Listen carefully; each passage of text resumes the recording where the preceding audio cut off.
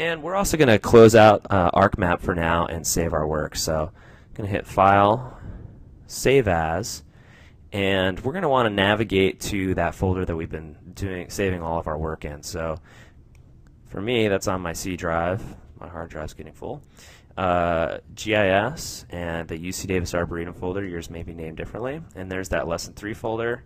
And inside of it, I'm just going to name this Lesson 3 and hit Save. And then once you've done that, go ahead and close ArcMap. And that'll conclude this section. We'll pick up the next section with digitizing plants. The next section of this lesson, we're going to digitize some plant data similar to the fashion that we digitized the base map data. But the first thing I want to do is make some changes to some of the properties of the data model or the geodatabase so that we have a nice valid list of values to choose from when we're entering some of our data. So open up ArcCatalog. I like to maximize it to fill the screen. If it doesn't open up to the appropriate folder from your folder connections, hopefully you still have one created from Lesson 2 that will navigate to our working folder here. We'll go into Lesson 3, and inside of Lesson 3 here, we'll right-click on the UC Davis Arboretum geodatabase and get Properties. And it brings up a few basic properties about the database. Click on the Domains tab, and this is where you can access all of the drop-down lists that are available for entering data in the Attributes window when we're creating new features. So we're going to want to enter a few things or add a few things to these lists so that when we select values for these fields, we have a few more things to choose from. So in the case of creating plants, we've created some domains that give you lists of different values that you can choose from. And in this case, we have some for collections. So you may have a group of plants that are in a given section of your garden, but you may consider them to be part of a collection that may be a little bit bigger than that section. So in this case, we're working in the South ArcGIS section, but we have a collection of plants that we consider the ArcGIS collection, excuse me. So if I click on a collection name here, I've just created this placeholder domain that only has the values of unknown or other. And we can add to this list so that we can choose ArcGIS when we're entering data. So I want other to be at the end of my list, and the way that these values are sorted are the way that they're going to show up as in the drop down. So I'm going to just type over other and add ArcGIS. And for code and description here, we're going to type the same thing.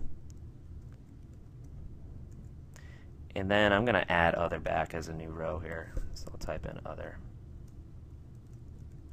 And when we're all done, just hit apply. And now we're going to add a couple more values to some other lists. The next one we want to do is called section name. So we'll scroll down until we get to section name. If you click on it here, again we have a placeholder domain that just has unknown and other. And I want to add South ArcGIS to this list. So I'm going to type over other. I'm going to type in South ArcGIS.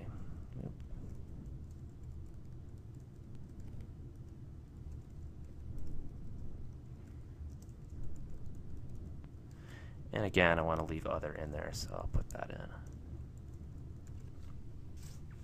And then again, hit apply to save your changes. And the last thing we're going to do is enter some values into a domain for username. And this is a list of people who are basically working with your GIS. So anytime you have people that are entering data or making changes to it, you want to know that that person has been doing that work or what person has been doing that work. So we've created a username field in a lot of the feature classes where you can basically track that. And this list should be a list of all the potential users of your GIS. So right now it's just got a blank kind of a placeholder domain in here. And I want to add my name to this list. So in the code field, I'm going to again type over new user and put that at the end of the list. I'm going to type my name in. And again, same value on both sides. And then I want to have the option for a new user just in case we forget to do this step before we get going. Okay, and you can add as many other people into this list right now as if you want to, or you can come back to it when a new person starts working with you. Okay, so we're done making our changes to our domain, so we're going to go ahead and hit OK. And those changes should all be saved. And now we're done in Arc Catalog, so you can go ahead and close it. And we're going to open up ArcMap, so find that shortcut and get it going.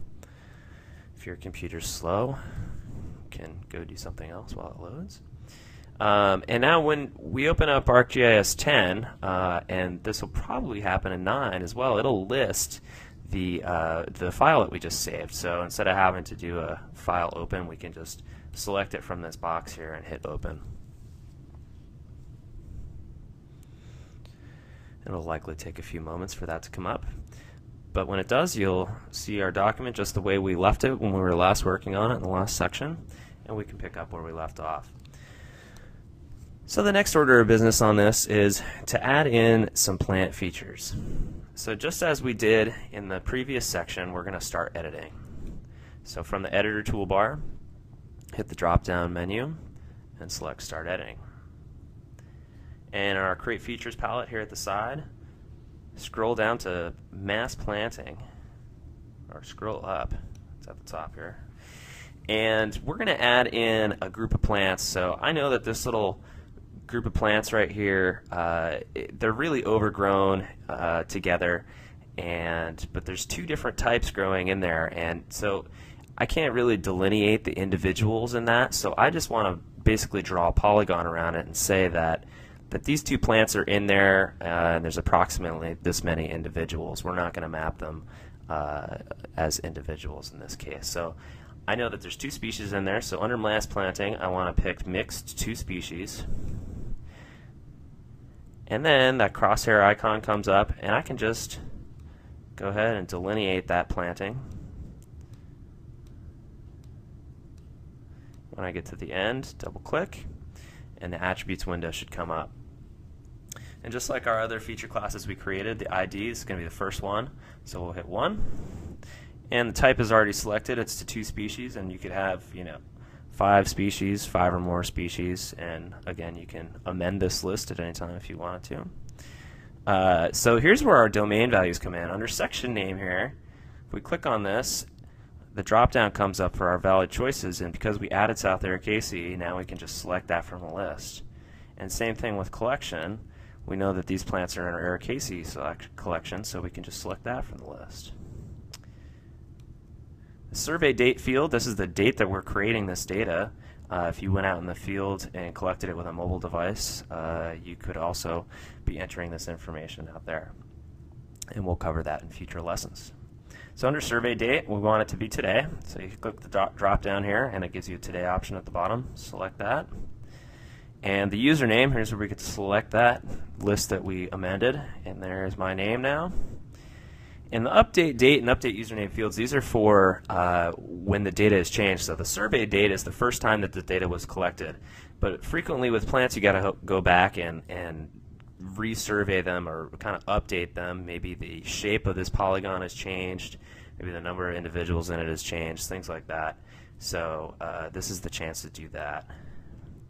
So because we're not updating this, I'm just going to leave it just blank, just the way it is. And one thing I think I neglected here is the planting size. So with polygons, we kind of left it vague as to how many individuals are in it. And in the case of, say, like a wildflower garden, where you may have a varying number of individuals and you can only guesstimate how many individuals are in there, we've just kind of created classes to make this job a little bit easier. And this gives you the capacity to be able to estimate the approximate number of individuals in your entire garden within a certain range.